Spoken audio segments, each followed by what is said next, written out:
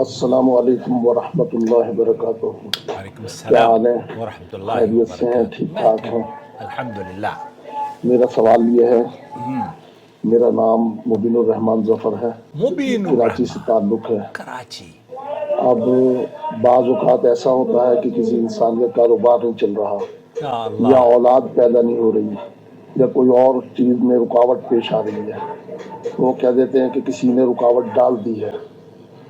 یہ ایسا سخت جملہ ہے کہ اللہ پاک کو دینا چاہ رہا ہے، لیکن کوئی شخص بندش کر کے بیٹھ گیا ہے اور وہ نہیں دینے دے، وہ اللہ پاک کو ہمیں نہیں دینے دے رہا۔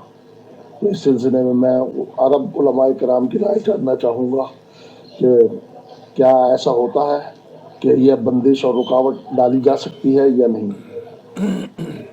قرآن و حدیث کی روشنی میں جواب دے کر مشکور فرمائیں۔ بہت اللہ شکریہ، حافظ۔ بہت شکریہ دوستوں، بھائیوں اور بہنوں۔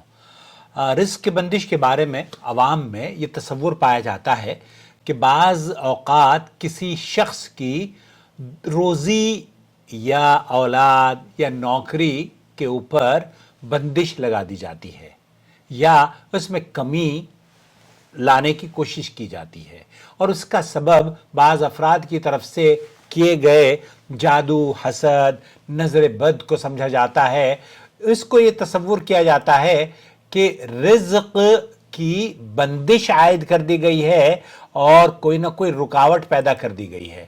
کہا جاتا ہے، اب سوال یہ ہے کہ کیا ایسا واقعی ہی ممکن ہے کہ کسی کے رزق پر ہم بندش لگوا سکتے ہیں یا لگا سکتے ہیں؟ اور اگر ہے تو اس کی شرعی حیثیت کیا ہے؟ کیسے اس سے بچا جائے؟ خاص طور پر سماحت شیخ عبدالعزیز بن باز مفتی مملکت سعودی عرب اور دیگر علماء کا اس سلسلے میں کیا موقف ہے؟ سب سے پہلے ہم آپ کی خدمت میں پیش کریں گے مفتی اعظم سماحت شیخ عبدالعزیز بن باز کا فتویٰ۔ وہ واضح طور پر یہ کہتے ہیں کہ جادو، حسد اور نظر بد جیسے اسباب بعض اوقات انسان کے رزق، صحت یا ازدواجی تعلقات پر اثر انداز ہو سکتے ہیں، لیکن اس کا مطلب یہ ہرگز نہیں ہوتا کہ وہ کسی کی تقدیر کو مکمل طور پر بدل سکتے ہوں، کیونکہ ہر چیز اللہ کے اذن اور قضاء اور قدر کے تحت ہوا کرتی ہے۔ شیخ ابن باز فرماتے ہیں السحر حق وَلَهُ تأثیر بِإِذْنِ اللَّهِ تعالی، جادو حقیقت ہے اور اللہ کے اذن سے اس کا اثر ہوتا ہے۔ یہ انسان کے جسم، محبت و نفرت، حتیٰ کہ رزق پر بھی اثر انداز ہو سکتا ہے، لیکن یہ سب کچھ اللہ کے حکم کے بغیر نہیں ہوتا۔ یعنی اگر کوئی شخص جادو یا حسد کے ذریعے کسی کی روزی میں بندش کرنا چاہے تو وہ محض ایک سبب ہو سکتا ہے، لیکن اس کا اثر صرف اسی وقت ہوگا جب اللہ رب العالمین اس کی اجازت دیں۔ اللہ تعالیٰ ہی اصل رازق ہے اور اسی کے ہاتھ میں ہر خیر اور شر ہے۔ قرآن کریم کا جو اصول ہے وہ اللہ رب العالمین نے بیان فرمایا ہے سورہ بقرہ آیت نمبر 102 میں، وَمَا هُمْ بِضَارِّينَ بِهِ مِنْ أَحَدٍ إِلَّا بِإِذْنِ اللَّهِ، اور وہ کسی کو کوئی نقصان نہیں پہنچا سکتے مگر اللہ کی اجازت سے۔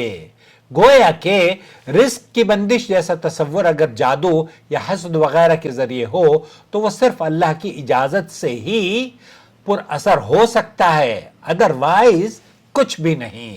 ایسے مواقع پر توکل، اللہ پر توکل کرنا چاہیے۔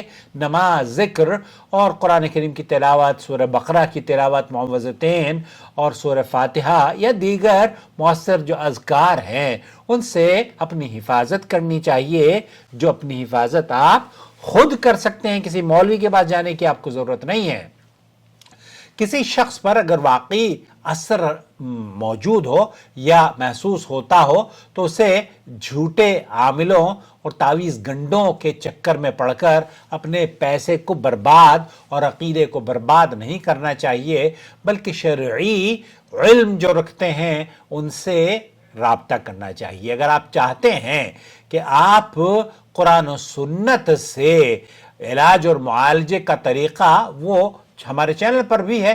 اللہ رب العالمین جس کے لیے رزق کشادہ کر دے. اللہ تعالیٰ قرآن کریم میں فرماتا ہے اللہ یبسط الرزق لمن یشاء ویقدر انہ کان بعبادہ خبیرا بصیرا.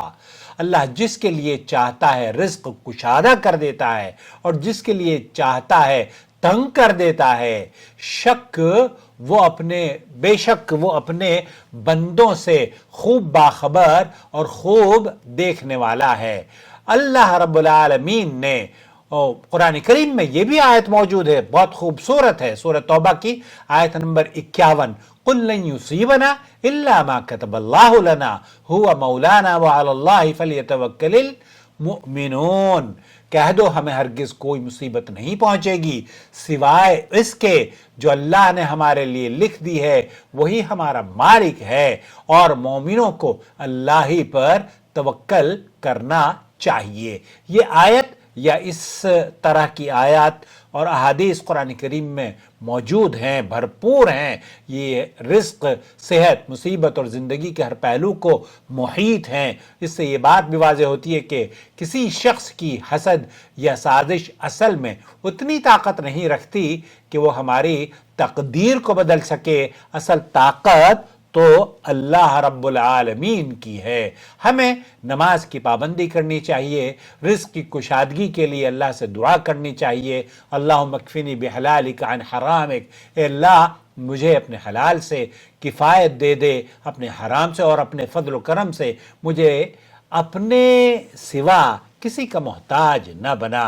اور یہ بھی یاد رکھیں اگر آپ کو ایسا لگے کہ آپ کے رزق میں بندش ہے تو سب سے پہلے اپنے اعمال کا جائزہ لیں، توبہ کریں، اللہ سے رجوع کریں اور جھوٹے عاملوں اور تعویذ فروشوں کے پیچھے نہ جائیں. اللہ رب العالمین ہم سب کو ہر قسم کی شر، حسد اور بغض سے محفوظ رکھے، اور حلال رزق میں وافر برکت عطا فرما، اور خاص طور پر اس عمر میں جب کہ ایک آدمی بوڑھا ہو جاتا ہے، ریٹائرمنٹ کے پاس چلا جاتا ہے، تو اسے یہ چاہیے کہ اللہ تعالیٰ سے دعا مانگے کہ اللہ جب میں ایسی حالت میں ہوں کہ میں کوئی کام نہ کر پاؤں تو مجھے اس وقت بھی اپنے غیب سے نوازتے رہنا.